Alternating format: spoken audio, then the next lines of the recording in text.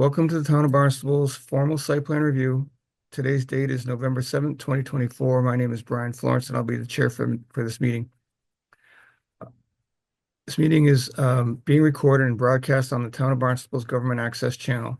In accordance with Massachusetts General Laws, Chapter 30A, Section 20, I need to inquire whether anyone is recording this meeting, and if so, to make your presence known at this time.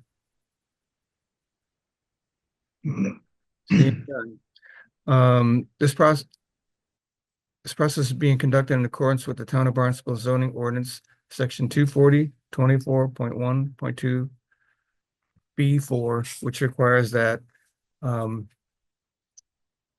modifications that exceed the thresholds established in our subsection, as I just read, in the downtown Hyannis zoning district shall be reviewed by the building commissioner or his designee at a public meeting, and the public should be allowed to comment. I just want to stress that as a comment period, we're probably not going to get into questions and answers, but we're happy to make any comments, entertain any comments. The purpose of site plan review is to ensure that the site plan for a proposed development is in compliance with local, state, and federal regulations before a project is submitted for permitting. To that end, this brings all the town's regulatory agencies together in one place, so you don't have to go from department to department to try to understand what's required in order to obtain a permit. While we may, as a courtesy, provide insight into other regulations that apply to your project, such as building codes, licensing, historic district stuff, this process should not be construed to be an approval of those activities, and we are not giving an approval on any building permits or other items. That stuff is regulated elsewhere. I just want to be very clear about that. The way this process works is we'll read your case into a record. You, as the applicant, will then have an opportunity to give a brief presentation. From there, I'll ask for staff comment and/or questions. Once staff has completed their portion of the meeting, I'll open the floor to the public for comment. Please raise your hand or indicate through Zoom that you wish to be heard. I appreciate if you mute your microphone until you're called upon and that you state your name before speaking. If you need to share your plans, we've made arrangements for you to do that. If you don't know how to use screen share, just let us know and somebody here will be happy to help you. Just let us know before you're going to share your plans so that the meeting's not disrupted. We'll be taking notes of this meeting and we'll provide you with a letter outlining any outstanding matters or conditions that need to be addressed before permitting. So please don't feel like you have to take notes. And with that said, we'll go ahead and read the first case into the record. The first case today is an agenda item with public comment for site plan review 24-43, Barnstable Black Belt LLC, represented by Ed Pesci. The address is 79 Center Street in Hyannis, map parcel 327065. The zoning is DMS, downtown Main Street, as well as the AP overlay. The applicant is proposing the new construction of a 9-unit apartment building on a vacant lot. Updated materials have been provided. This application has been continued from 6/4 and 9/17/2024 informal meetings. And again, updated materials have been provided since 9/17. Thank you. All right, and who would like to kick this off?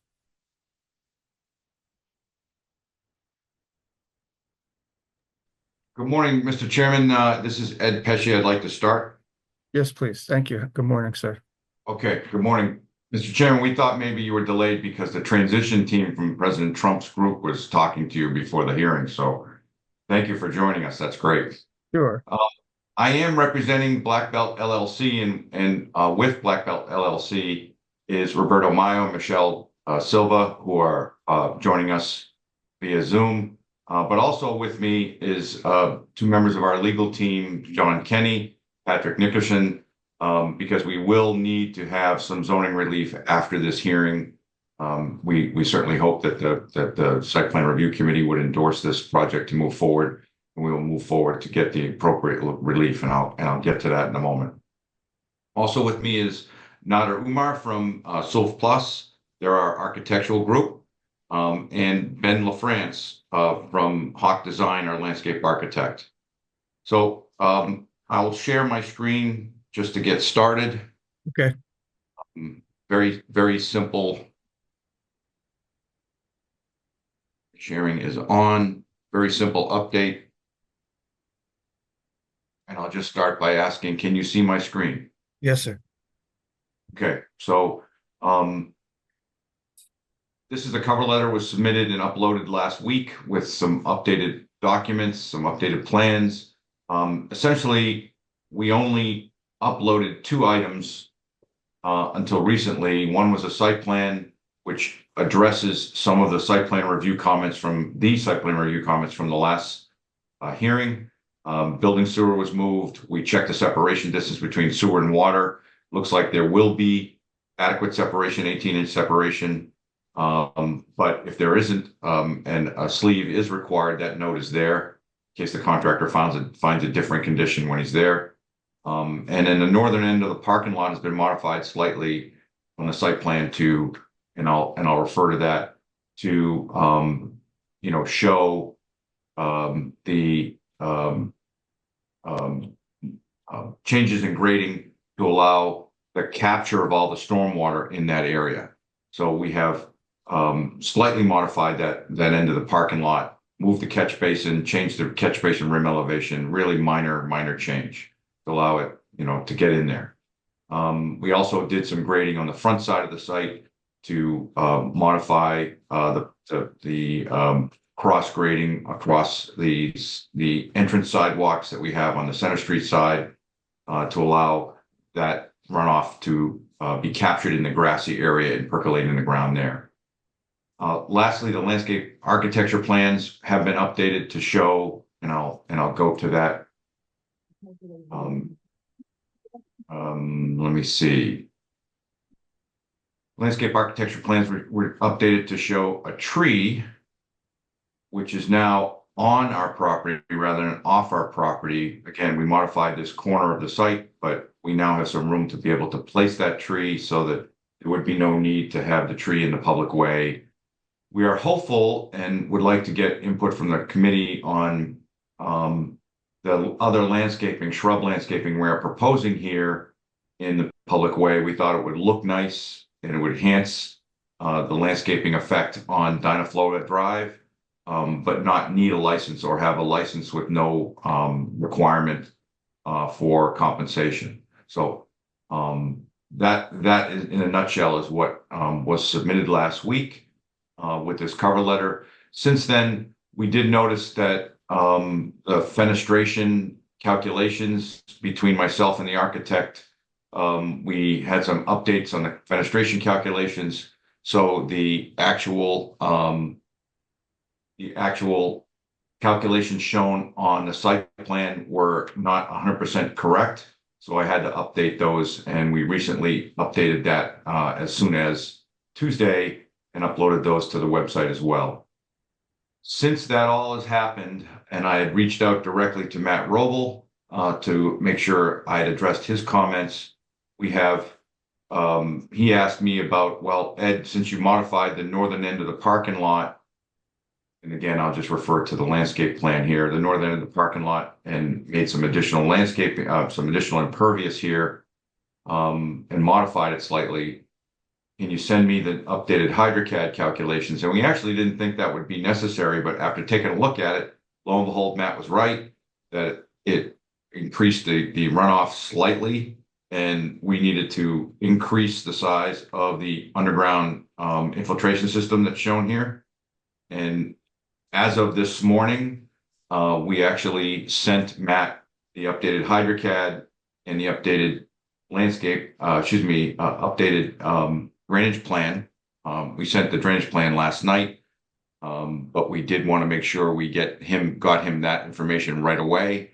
I will bring up the updated drainage areas plan right now, just so everybody can see this. So the 2 little red areas here are the areas that we had some additional runoff that needed to be addressed. As a result, instead of adding an entirely new chamber, an additional chamber, we've added just a foot of stone at each end, and that was enough capacity to make the HydroCAD calculations work. I submitted that to Matt 30 minutes ago, not even 30 minutes ago, and we'll upload that information along with the revision to the site plan showing that extra foot on the detail up to the online permit center as soon as we get done with this meeting. So, subject to your questions, that is the quick overview of, I'm trying to get back to the original, here we go. Subject to your questions, that's the original, for that overview. That's our presentation for this morning and the changes that we've provided. Great, thank you. You can go ahead and drop the screen share. Right. All right, I'll bring it back to staff now. Maggie, have we received any correspondence on this matter? No correspondence, Brian. Thank you. We'll begin with planning and development then. Good morning, everybody. Anna from Planning.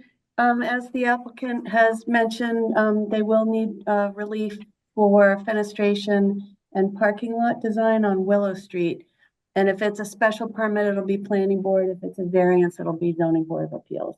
And that's all. Thank you. Great, thank you. Engineering, please. Morning, Matt Roble, DPW Engineering. Just to quickly speak to what Ed mentioned a minute ago, I have received those updated HydroCAD calculations and we'll be doing a quick review of those afterwards. I suspect that the calculation will come back fine, so I don't see a reason from my end to hold anything up related to that particular comment.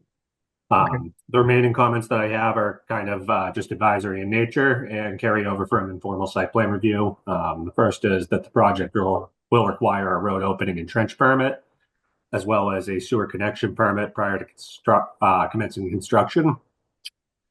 The road opening permit is going to be required for completing any work within town-owned right-of-ways. Any road closures proposed to facilitate the work that would require traffic management plan submittal, review, and approval by DPW engineering prior to start of work.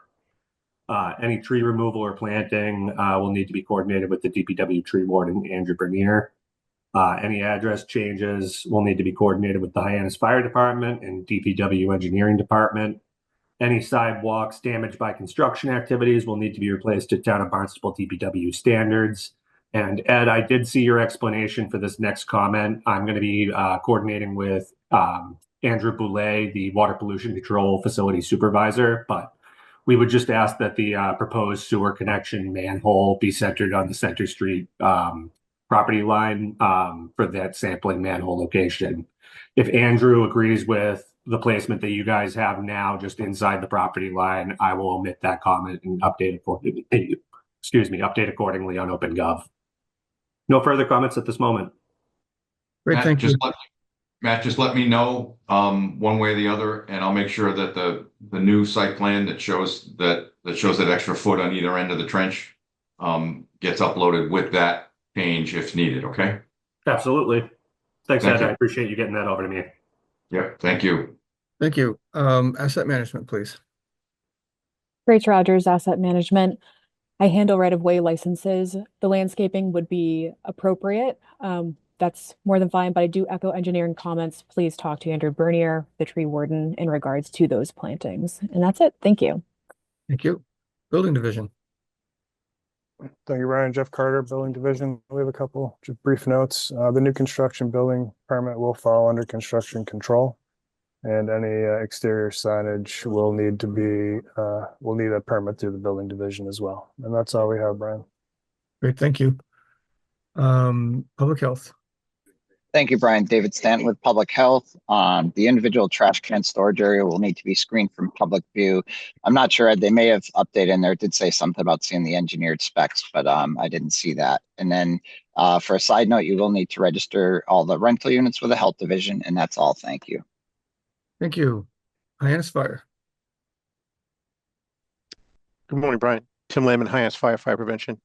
Most of our comments haven't changed any, but for the record today, that when you apply for your permit, please include fire protection on your construction control documents. And when you apply for your permit, we'll also be looking for an NFPA 241 plan, including the identification of who the fire prevention program manager is going to be. As Matt mentioned, consultation with us for unit numbering, and any property address changes will be needed. And at some point during construction, when it's appropriate, we're going to require a third-party BDA testing for this project as well. And that is it for Hyannis Fire. Thanks, Brian. Thank you. Mr. Pesci, you're aware of what BDA means? Yes, yes, All right. yes. I forget, it's the radio repeater check inside the building. I forget the acronym, but yes. Okay. All right. It's, Very good. yeah, bidirectional amplification, I believe is what it Yep. stands for. Okay, Matt. All right. Very good. As this is a public hearing, I will now open this meeting up to public comment. Anybody here would like to comment? All right. Going once, going twice. All right. Seeing none, we'll move it back to staff. Does anybody see any reason why this matter cannot proceed to permitting? All right. I would find that this matter's approval to proceed to permitting contingent upon meeting the terms and conditions that we've discussed here today and previously. Brian, before you close out, I have a quick question. Okay. Two quick questions. One, on frontage types, we're supposed to have a entrance located on the facade. We have three facades. The one on Dynaflow, we do not have a primary entrance. When I talked to Jim Kupfer, he indicated that since it's not a primary entrance, he didn't really think that that applied. It's not clear in the bylaw, but we do not have an entrance on Dynaflow. And I just want to clarify, we don't need relief for that. We have primary entrances on Willow and Center Street. And then the other question I had was facade build out. I assume that that's the special permit granting authority, the planning board, and then the parking lot is the zoning board. That's correct. But I just wanted to make sure about that Dynaflow entrance. I don't want to, we're not planning on asking for relief for that. We didn't think it applied. Yep, I concur. Great, thank you. All right, very good. Anything else? All right, well, we found the matters approvable, as I said, with the terms and contingent upon the terms and conditions you heard here today and previously. Thank you, Mr. Pesci. Thank you for your group. Everybody else take the rest of the day off. There you go. Yeah. Thank you. Thank you very much. Thank you. Thank you. I appreciate it, guys. All righty, take Oh. care. Maggie, you want to read our next case into the record, please? Yes, our next case is an agenda item without public comment. This is for site plan review 24-78 for Ira Toyota, represented by Matt Eddy. It's for 1040 and 1056 Iona Road in Hyannis, map parcel 294002. The zoning is HB as well as the B zone and the GP overlay. The applicant proposes the demolition and rebuilding of the front portion of the auto repair building and a new two-story addition in the rear of the building. The project also includes demolition of a former car rental office building and adding paving for vehicle storage. Okay, and who would like to kick this one off? I'm going to kick it off, Brian. Good morning. For the record, Matthew Eddy, professional engineer with Baxter and I Engineering and Surveying, representing the applicant and owner of the project. In this meeting today with me is Brad Johnson from Group 1 Automotive as the applicant and owner, Bryce Johnson, who is the architect on the project, and attorney Liza Cox with Nutter McLennan and Fish. So with that, is it okay if I share my plans? Yes, please. It says sharing is not turned on. Try again. Give it a second. All There righty. you go. Great.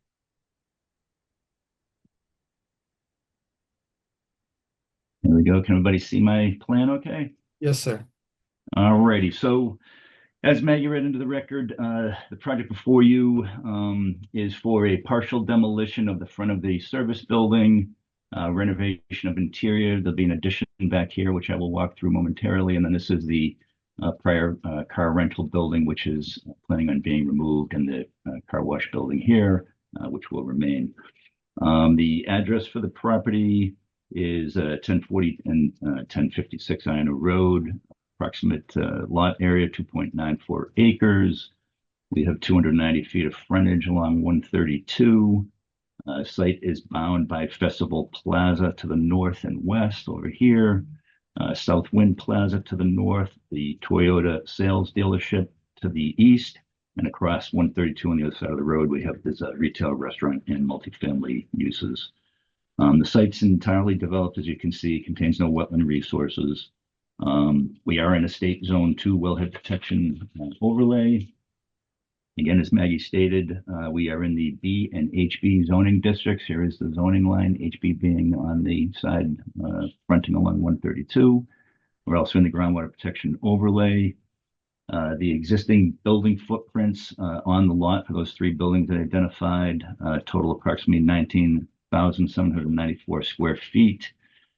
We have approximately 82.8% of the site covered by impervious cover. That's a pre-existing non-conforming condition under the GP overlay requirement, which is 50%. Access to the site, 2 full movement access located here under 132. And the existing parking and car storage on the lot, we have 47 spaces, parking spaces for employees and customers at the service. There were 25 parking spaces up here for the building that is going to be removed, and then there is 30 stalls for car storage for the service center. The site is connected to public water and sewer. There is existing drainage on the site. We have both overhead and underground electric, and we also have natural gas service on the site. With that, I'm going to jump to the proposed, and I'm just going to, my computer for some reason is running a little slow, so if it's jumpy on me, that's the reason. So from the proposed project, the front portion of the building, you see that dash line, that's the area that's going to be removed. This is a new addition to the front of the building, new addition to the rear. This is 2-story addition in the rear, and then renovation of the interior space as shown on the architectural plans, which Bryce will walk through in a moment. The existing car rental building over here is what is being removed. This renovation project is really to create a better customer experience for dropping off your car. These are, come in, you drive in, you're undercover here, able to drop off your car, and then lounge area improvements, etc. And then under the HB zoning district, the regulations require a calculation regarding expansion and modification definitions. We believe we are under those thresholds, so we do not trigger those definitions. 20% increase in footprint is one of the thresholds. We've calculated that we're at 14%. And 50% of exterior walls being removed, we've calculated that we're at 14.4% for that. So again, under both of those thresholds. A special permit for modification of based on the use will be required, and Liza will run through that shortly. As far as the zoning bulk regulations, the building meets all the lot setbacks. From a lot coverage standpoint, with the final building footprints, we have 18,270 square feet of lot coverage by structure. This is actually a reduction from what the existing lot coverage is. Again, both meeting zoning and the HB 30% lot coverage allowed, we're at 13.1. And in the B, 35% allowed, we're at 18.4%. The impervious coverage is being reduced by over 3,000 square feet. Again, this is a pre-existing non-conforming condition in the GP overlay. We are making it better and more conforming. We're reducing the impervious coverage down to about 80%. Access to the site is not being modified as far as the existing entrances. We have added some additional landscape islands, which I'll touch on momentarily as well. These 2 at the front entrance do help with identification of circulation in the site and helps improve that. Access into and around the site is provided for the Hyannis fire truck. I know Captain Landman mentioned at informal that he'd like, he and I will plan to get together just to look at the circulation in the back to make sure he's comfortable with that circulation. Signage, there is a proposed ground monument sign that'll be at the lower west entrance that will allow us to go through the necessary sign review under the sign ordinance. As far as parking required, we've calculated that there are 51 parking spaces required for the customers and employees. We have provided 51 parking spaces. Three of those are handicap accessible, which is what is required. Additionally, we are providing 70 spaces for vehicle storage for both the service and potentially new cars. As far as parking setbacks, again, those are all pre-existing non-conforming and they are generally unchanged. The 10% landscape ratio, parking landscape ratio, again, another pre-existing non-conforming condition, about 210 square feet existing. We are increasing that to about 980 square feet or about 5%. So again, making it more conforming. Parking lot trees, same condition. There are no parking lot trees existing. We have added 6. Again, being a car service center, understanding the need for the spaces and so forth.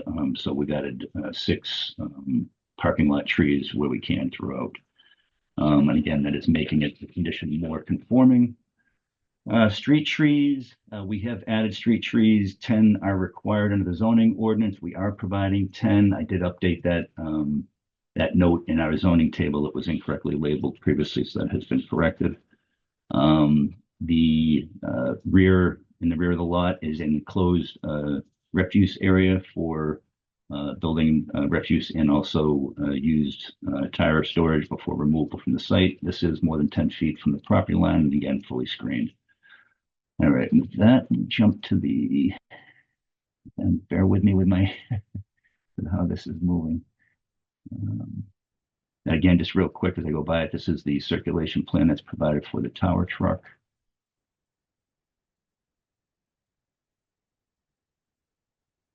And grading plan as it slowly loads. You want to see a slow computer, you should see mine. Okay. From the drainage perspective, again, existing drainage on the site is adequate for the conditions out there. What we have now done with the 2 building additions, we're taking that roof runoff and directly infiltrating those into underground leach pits. So there's both a decrease in impervious coverage, taking roof area, putting that underground. So the stormwater management conditions have been improved over the existing. There is zero release through the 25-year storm and basically through the 100-year storm. It's about 0.01 CFS, I think, at the 100-year storm. At informal, we did talk about the amount of disturbed area for this project. I coordinated with Matt Roble at DPW yesterday. We did add to the plan also, which I uploaded to the e-portal last night. So we've defined the areas of disturbance and we provided the total disturbed area on the plan that is approximately 30,000 square feet, slightly under. So I believe Matt's in agreement with me that a stormwater management permit won't be required on this, but I will let him speak to that. And then let me jump to the utility plan, which again is pretty straightforward. As it's loading all the services to the existing utility services to the existing service building are remaining unmodified. We are adding 4 floor drains that are being added to the 2 additions. We are, and I'm not going to zoom in because it's going to take too long, but we are adding connection of those floor drains, as you see here, to the existing oil water separator. And I understand from the informal comments that we will provide calculations that the existing oil water separator tank storage is adequate. And with that, I will turn it over to Bryce to let him briefly walk through the architectural plan set. Thank you. Great, thank you. Awesome. Thank you, Matthew. Bryce here, JMD, one of the Group 1 architects working on this job for Brad at Group 1. As Matthew said, we're basically pulling off the existing front portion of the building. It's not a drive-through service drive at the moment, so our intention is to take that off, hatched in red there on the front of the building. Take that off, rebuild it, get the cars out of the street, into the building, queue them in, kind of help with the traffic flow. In terms of existing building, we have about 17,825 square foot combined with its existing second story. That's floor plan. That's detail 2 there shows the existing second floor coming out of the building. It's currently a wood mezzanine. I don't really think that's conforming. We're going to take that out, make a proper customer lounge out of that, provide better ADA restrooms. So in terms of demo, it's 4,950 square feet. The additions will be about 4,320 on the first floor, 1,315 on the second, bringing us to approximately 18,510 total square feet. Excuse me, a net gain of 685 square feet over the existing conditions. As you can see on the proposed plans there that Matthew have pulled up, the hatching on the front and the back show the additions. Any RTUs or screens that we're putting on top of the building, they're going to have mechanical or louvered screens around them to visually block them from the street. We're collecting the water, cleaning it as Matthew talked about. In terms of measures to improve and clean up the facility, fluids management systems are a big deal for us. The tanks are currently in the back of the shop. It's around 4,350 gallons. We're actually going to reduce that by over 1,000 gallons. Install double-walled tanks in a room to itself, plan south of the building, with all sorts of monitorings, meeting UL 142 standards. Of course, any drains in our additions are going to be scrubbed to the sand oil water separator, like we talked about. The building is currently monitored with a fire alarm. We're going to extend that into our facility. We're thermally going to improve the building by replacing the overhead doors with more, better R-value doors, and try to improve the life safety as much as possible, egress, all of those things. In terms of just rough occupant counts, we're a B, S1, and S2 type of occupancies. We've got about 55 B occupants and roughly 40 S1, S2 occupants. So that's roughly just at 95 occupants total in the building. And of course, we're accommodating toilet counts for that load. That's pretty much all I had there to talk about architecturally. Thank you. We'll turn it over to Liza now, and you want me to drop my screen? Yeah, that'd be great. I think that's good. Thanks, Matt. Thanks, Bryce. Good morning, members of the Site Plan Review Committee. For the record, Eliza Cox from Nutter, McLennan, and Fish. I wanted to just briefly touch on the anticipated zoning permitting for this project. As was mentioned earlier, this site is in 2 different zoning districts and an overlay district, all of which have different permissions and authorizations relative to this use. So after reviewing all of the different zoning authorizations and taking into consideration, there are 2 zoning decisions that exist on the 1056 assessor's portion of this property. We have outlined that the following special permits would be needed from the zoning board. First, we would be seeking an expansion of a pre-existing non-conforming use relative to the site being in the GP overlay district. As is shown on the architectural plans, within the existing footprint, there is one expanded new service bay proposed, which would necessitate that special permit from the zoning board. In addition, for the portion of the building that is in the Highway Business District, which is also being expanded for the new drive-in feature, right now, the portion that's within the Highway Business is pre-existing non-conforming. That was memorialized in one of the other special permits. So we would be seeking a special permit as a conditional use within the Highway Business District for that portion of the property. In addition, as Matt mentioned, the site is pre-existing non-conforming to several dimensional requirements in that the building is being altered and expanded. We would seek a special permit under 24093B for alteration of a pre-existing non-conforming structure.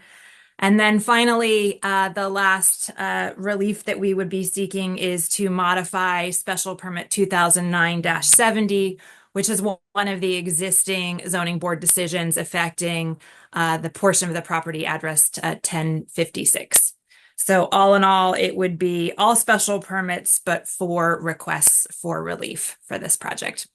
And obviously there are other permitting that would come through the various departments once we got through zoning. And I think that concludes our presentation. If you have any questions, we're happy to try and answer them.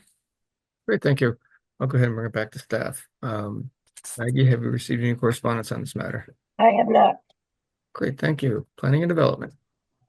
Hi, everybody. Anna from Planning. As Attorney Cox just mentioned, there will need to be 4 zoning board of appeals zoning requests. So she's gone through it, so it all sounds good. And good luck. Thank you. Thanks, Anna. Engineering, please. Roble DPW Engineering. I've not had a chance to review the updated plans that Matt had submitted, other than just the re-drainage calculation relative to the stormwater permit plan. That being said, most of these comments are consistent with what was delivered at informal site plan review. The first is any tree removal or plantings will need to be coordinated with the DPW tree warden, Andrew Bernier. Any address changes will need to be coordinated with the Hyannis Fire Department and DPW Engineering Department. The project will require a road opening and trench permit, as well as a sewer connection permit prior to commencing construction. The road opening permit will need to be completed prior to doing any work within the public right-of-way, and any road closures proposed to facilitate work will require a traffic management plan be submitted, reviewed, and approved by DPW Engineering prior to start of work. As part of the sewer connection permit, a pretreatment questionnaire will need to be submitted to the town of Barnstable's water pollution control facility. To get that form, please contact Kevin Follett with their department. I will post his email on OpenGov on the application comments. Provide calculations verifying that the existing oil water separator is appropriately sized to accommodate the increase in flow associated with the increase in service bays and the 2-story tech part storage area. A second stabilized construction entrance should be provided at the western driveway exit onto Iana Road to prevent tracking of sediments into the public right-of-way. Based on my conversations with Matt Eddy, this is a part of the plans that were resubmitted this morning and last night. A silt sack should also be provided at the catch basin closest to the eastern driveway entrance from Iana Road to protect that drainage system during construction. Once again, I believe that was updated in that revised plan set, as well as this next comment related to the do not enter sign should be provided facing out towards Iana Road at the western driveway exit. The final comment that I had just related to confirming that estimated seasonal high groundwater is at least 2 feet away from the bottom of any leaching stone or structures associated with the new stormwater management systems. No further comments at this time. Okay, yeah, Matt, I'm not comfortable moving this forward to permitting with that much detail missing, so I'm gonna continue the matter. Let's get through the rest of staff though and see what else is going on. All right, asset management, please. Good morning, Asset Management. No new comments. Thank you. Thank you. Building Division.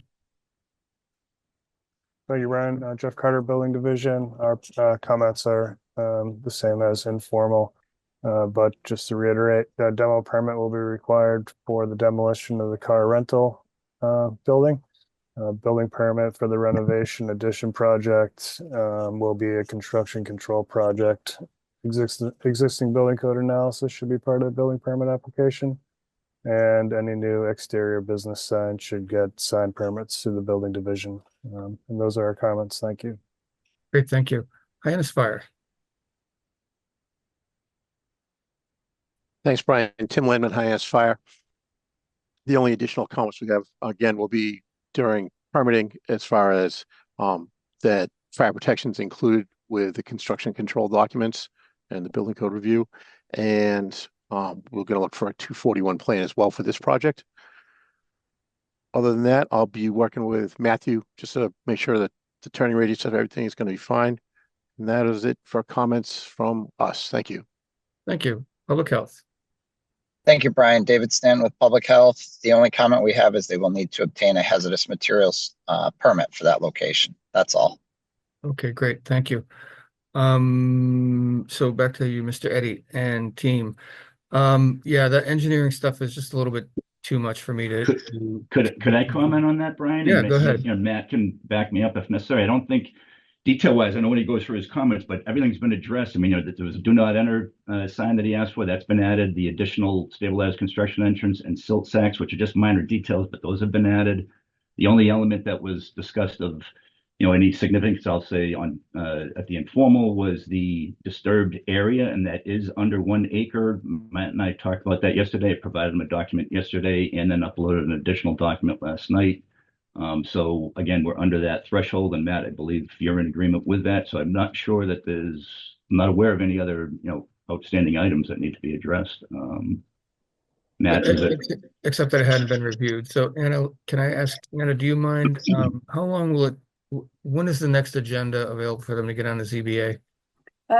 We're looking at January. At January? Yeah. So if you're not going to get there till January, I don't see the harm Yeah, in it's not. I hear you, Brian. I mean, timing wise, I don't think it's a big deal. It's just having, the whole team having to come back for another hearing. That's all, I guess I would say. But maybe you don't need the whole team since it's just engineering. so, yeah, that's fine. I could handle that if that works for everybody. Okay. Okay. Yeah, there's just too Mr. much. Go ahead. Can I ask a question, Mr. Chairman? Can we go ahead and apply now with the zoning board just to get that date? I know that there's only one meeting in November and one meeting in December, and because of that, they're full. So we'd like to go ahead and get on one of the dates in January. Can we go ahead and get that application submitted, recognizing that we'll have to get your final approval before we actually appear before the zoning board?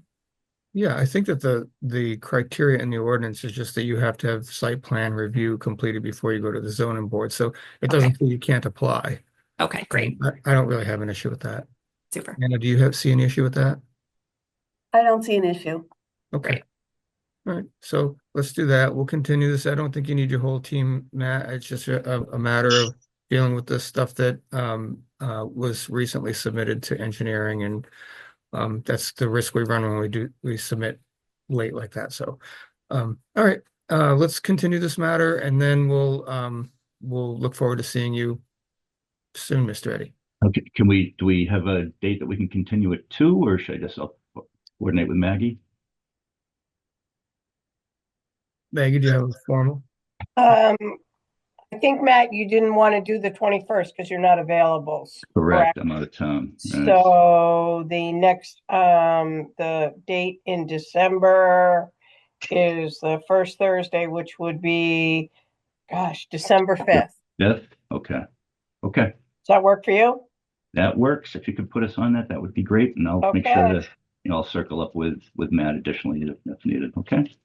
Great. Yeah, I'll take care of this review in short order and make sure that this communication is all posted to OpenGov just for clarity's sake. Okay. Thanks, Matt. Very good. Thank you. All right. Thank Thank you. you all. Have a good, Maggie, have if a you'd like good to day. read our final Thank you. case into the record, please. Okay, our last and final case today is also an agenda item without public comment.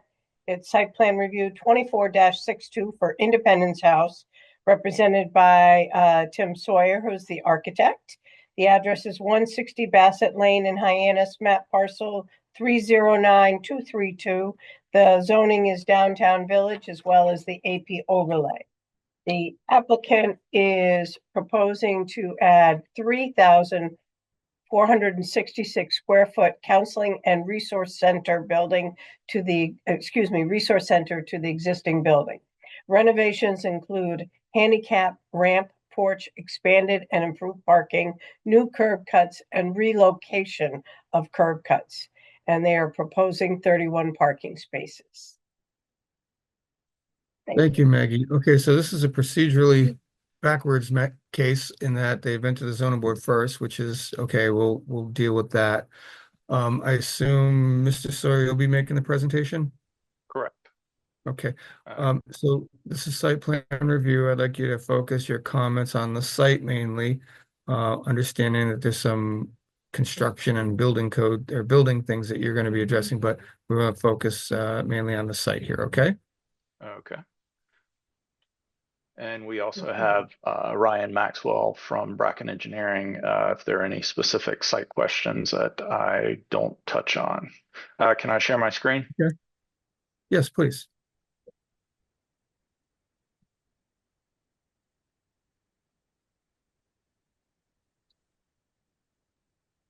Okay, so this is the proposed site plan. The existing structure that is approximately 3,700 square feet is up in the north edge of the site. The Rotary is in this location, and Bassett Lane and Stephen Street border the site. There's also a small, approximately 1,000 square foot structure on the corner of Bassett Lane and Stephen Street. Those two structures are intended to remain. Our new building, which is a single story, essentially an office building with 10 offices that will support counseling for Independence House, is located here, and it fronts on Bassett Lane. We, during informal site plan review, it was noted that we did not meet the minimum primary building frontage, so we did receive a special permit for that. So that's been taken care of. In every other respect, it appeared that we complied with the zoning. The curb cuts, we're not proposing any new curb cuts. We're relocating two existing curb cuts. So the curb cut on Bassett Lane is approximately here, and it shifted a little bit closer to Stephen Street to get past the proposed building to access parking that is to the rear of the building. The Stephen Street curb cut currently exists here, and we shifted that a little further away from the corner to align with the parking. The parking required for all the buildings that are on the site is 25. We're providing 31, with 2 of those being handicap. There will be trash rollaway cans in this location, and that is screened by a fence, so it will not be viewed.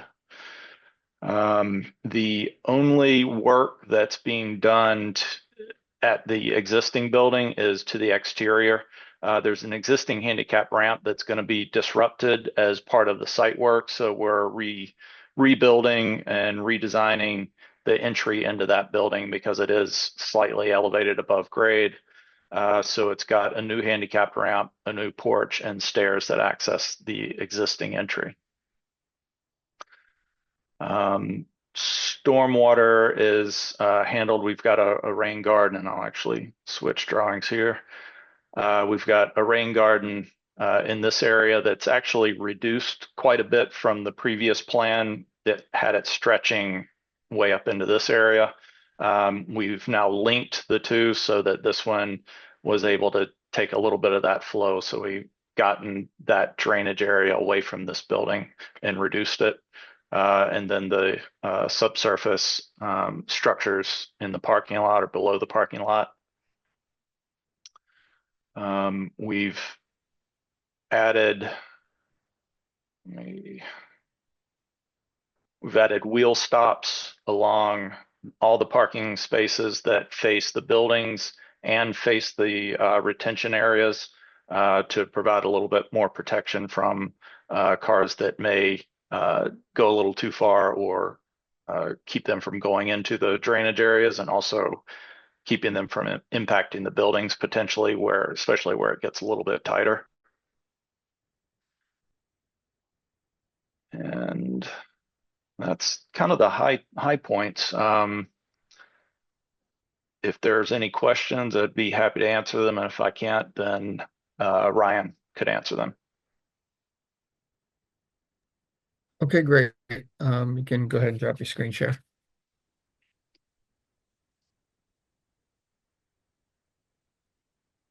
Thank you. We'll bring it back to staff. Maggie, have there been any correspondence received on this matter? I have not received any correspondence. All right, thank you. Anna, are you able to give a quick brief on the, oh, you weren't, never mind. Which one of your team, Ryan or Tim, went to the zoning board of appeals? Any of you? I did. Planning board. I'm sorry, planning board.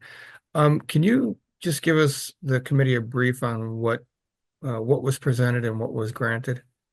So basically, we were approximately 77% building primary frontage, and the requirement is 80%, and that equated to about 8 linear feet that we were shy of hitting. But it was determined that we were complying with the intent, and that was demonstrated, so we were granted the relief.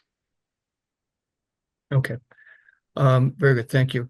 Again, bringing it back to staff. Anna, Planning and Development. Hi, this is Anna from Planning, and as the applicant just mentioned, they have already received a special permit from the planning board, so there's no additional comments. Thank you. Thank you. Engineering. Matt Roble, DPW Engineering. First comment that we have on this is that the project will require a road opening and trench permit, as well as a sewer connection permit prior to commencing construction. Road opening permit will be required to complete work within the public right-of-way, and any road closures proposed to facilitate the work would require a traffic management plan be submitted, reviewed, and approved by the Town of Barnstable DPW Engineering Department. Any tree removal or plantings within public right-of-ways will need to be coordinated with DPW Tree Warden Andrew Bernier. Any address changes will need to be coordinated with the Hyannis Fire Department and DPW Engineering Department. Any sidewalks damaged by construction activities will need to be replaced to Town of Barnstable DPW standards.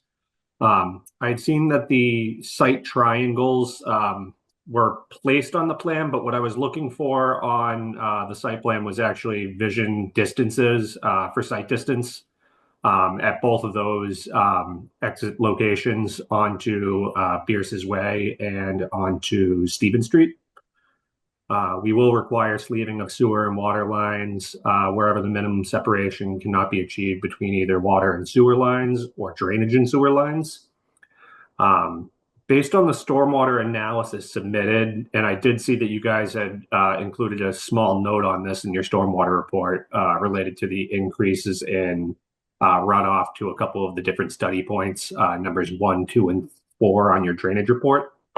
I reviewed those with the town engineer, Griffin Bowden, and we are not going to be comfortable with approving stormwater showing increases in water shedding off site. So we're going to be asking for plan changes to the site plan to mitigate that. I also just wanted to get some clarification while you guys are looking at the stormwater. It looked like on design point number 2 in your calculations that post-development conditions were showing a decrease from pre-development, which seemed to be inconsistent with the rest of the analysis showing an increase. Other than that, the test pits that you guys have provided don't demonstrate a 2-foot separation between that and estimated between the bottom of your proposed stormwater systems and estimated seasonal high groundwater. So just looking for some confirmation that you guys are able to achieve that. Our last comment has to do with your operations and maintenance plan. It looked like this was a carryover error, but you identify the responsible party on one of the sheets as Nantucket Safe Harbor for Animals instead of Independence House. So we would just ask for that to be corrected as well. No further comments at this time. Thank you. Asset Management. Grace Rogers, Asset Management, no new comments. Thank you. Thank you. Building Division. Thank you, Brian. Jeff Carter, Building Division. So permit will be required for the exterior renovations of the existing structure on site. Building permit will be required for the new construction.